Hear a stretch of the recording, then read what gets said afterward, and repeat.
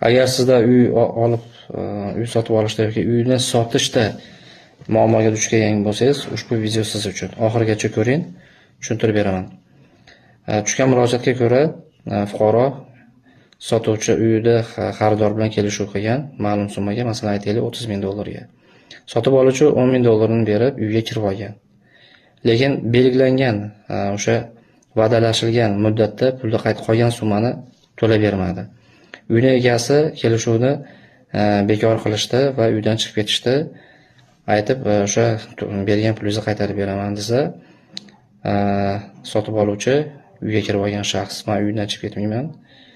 Menga o'sha bergan pulimni ham qaytarasan, men uning ustiga $10,000 yana pul qo'shimcha pul berasan, chunki men shuncha pul sarf qildim deb aytgan. Bu noto'g'ri talab bo'lgan, chunki uyning egasini nimasiga, fikriga ko'ra $2,000 yoki $3,000 o'zining ehtiyojlari uchun o'sha uyda yashab sarf qilgan. O'ziga endi kerakli mebellar olgan, kosmetik remont qilgan, yengil.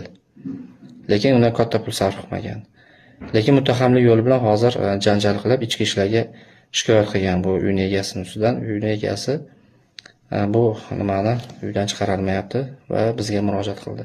Bunday holatda birinchi navbatda fuqarolar sudda uydan majburiy chiqarishga sudga berish kerak bo'ladi. Undan keyin shuncha vaqt ichida boy berilgan foyda, keltirilgan agar siz farzandingizni ko'ra olmayotgan bo'lsangiz yoki o'zingizni qaramog'ingizga ola olmayotgan bo'lsangiz, unda ushbu videoni oxirigacha ko'ring. Kelib tushgan murojaatga ko'ra, ota o'z farzandini unga ko'rsatishmayapti ham va olishga ham to'sqinlik qilishyapti. Agar ko'rmoqchi bo'lib borsa, qaynotasi tomonidan ichki ishlarga murojaat qilib o'zidan shikoyat qiladi. Lekin ona bolani o'zini ota-onasiga tashlab, o'zi Toshkentga ishlarga ketgan, o'zi boshqa viloyatda yashaydi.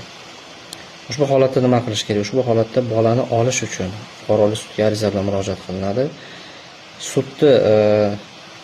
Sud vasiylik va homiylik organi psixologlari jalb qilib, o'sha holatni o'rganib berishdi bo'yicha ajrim chiqaradi.